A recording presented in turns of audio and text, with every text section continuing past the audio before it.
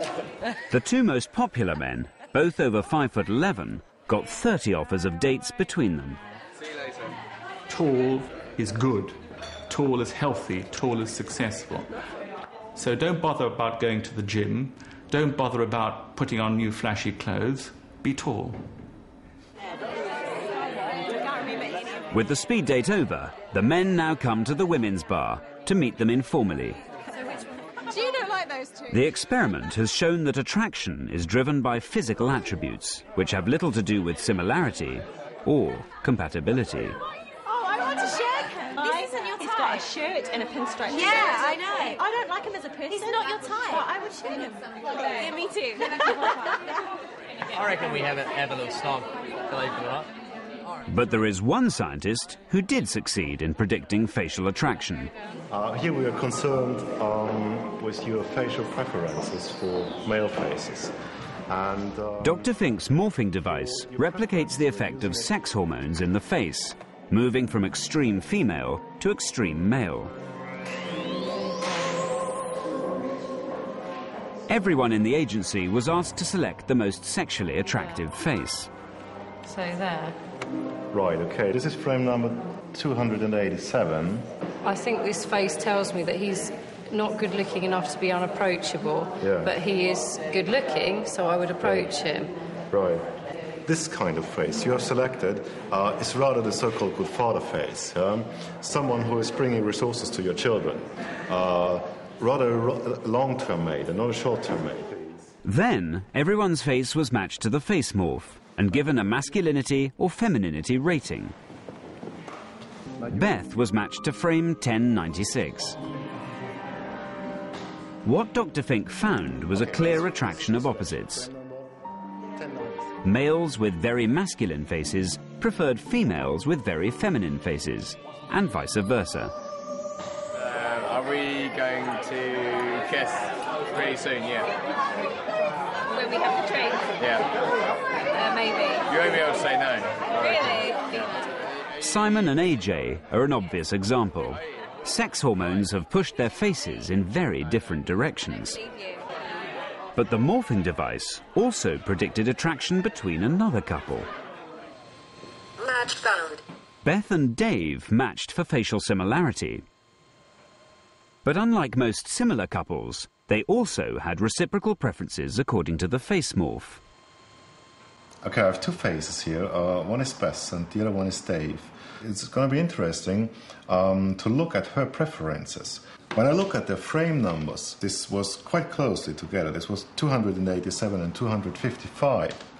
So I do think that there is a great chance that she will find him sexually attractive.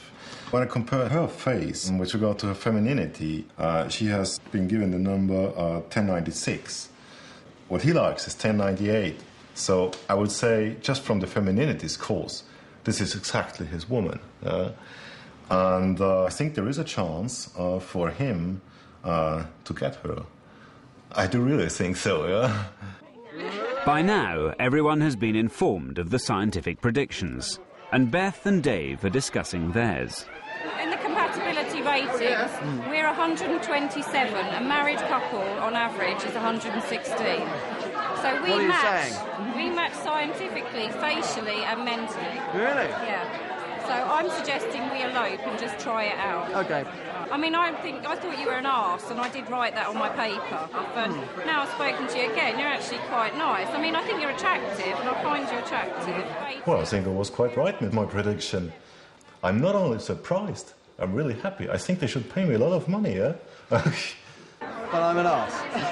You're not an arse. I'm retracting my statement. Look, this is why we're compatible, because we're having an argument like we're married.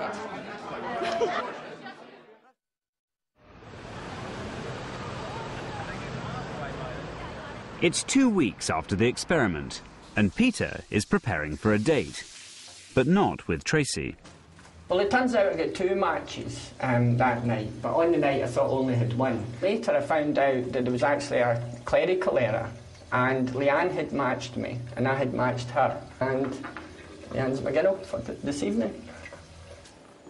At the speed date, he wasn't Leanne's top choice.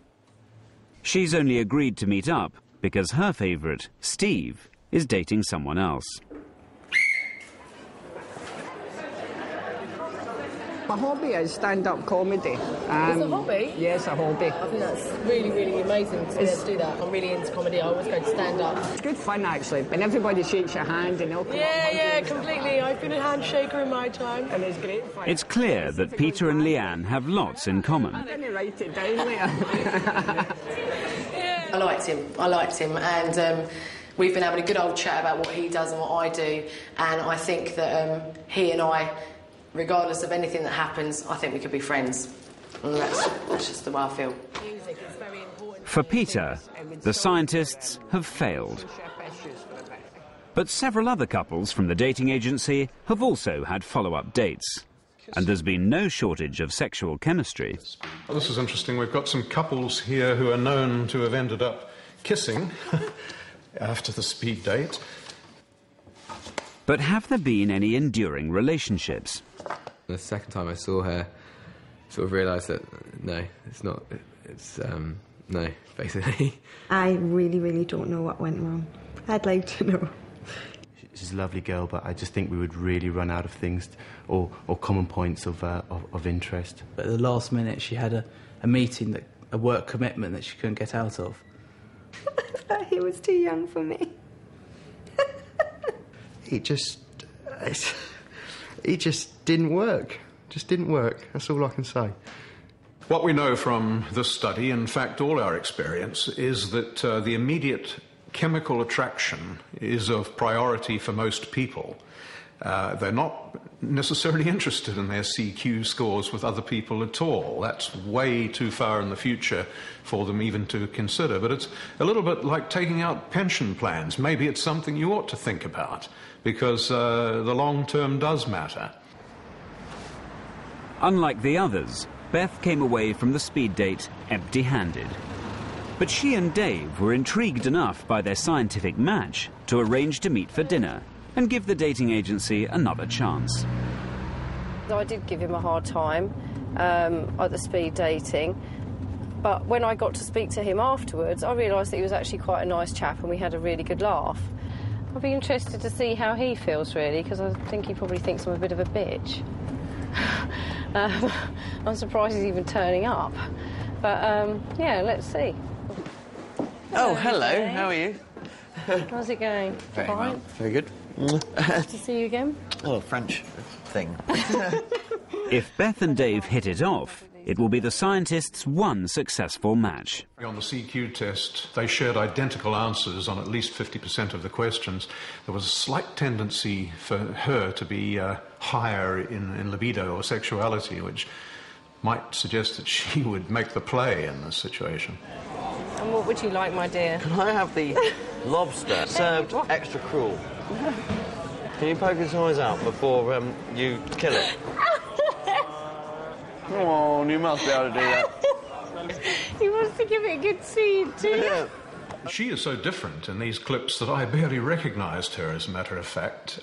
She's no longer putting the heat on the guy and asking him to give an account of himself, and she's evaluating his humour in a completely different way.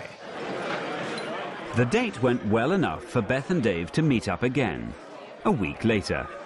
I said, you know, will there be something between us? Where do you see that this is, you know, what is the purpose of this? And he said that it wouldn't be going any further. There wouldn't be a relationship because he found me attractive, but there was not going to be anything further. The way she spoke, it reminded me of a member of my family. I grew up years and years ago, and that the association was too strong for me to find her attractive, I guess. Silly thing, really. Well, yes, he wasn't interested in a relationship, but I more than got the impression that if I wanted to go home with him, then that would have been okay. But that's guys for you. What do I expect?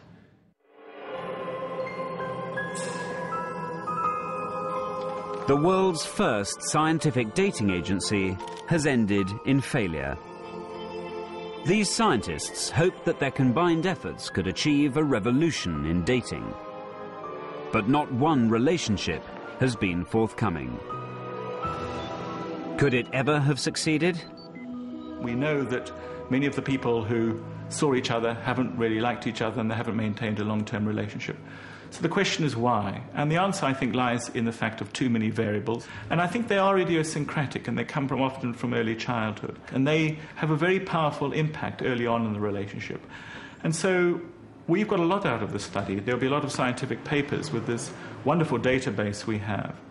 But to say that the ability to design a scientific dating agency is just around the corner is, I'm afraid, not true. As 100 men and women return to conventional dating, at least some of them are in a positive frame of mind. OK, thank you very much. Yes, now I do politics jokes. Here's the thing, right? Do you know that more people voted in the last in Big Brother than voted in the last election? Did you know that? At the speed dating event, I didn't expect to get any matches, and I was really pleased that I actually got 2. And a date came out of it, and that gave me a bit of, you know, confidence. I mean, if I'd come away without any matches and without any date, I would have been, you know, I would have been feeling pretty bad. But 2 out of 20, I reckon, is a good ratio. And I actually feel quite confident coming out of this, and I know a bit more about myself. I think science has shown me that I don't need to change. I think that's one of the good things that's come out of it. Oh my God. If you come back to me and say, Beth, you're a washout, then fine, I'd start thinking there's something seriously wrong and I need to go and see some kind of shrink. But as I have been matched, then no, I don't think it's necessary to change. And I think that you can compromise with somebody in a relationship, but not change, no.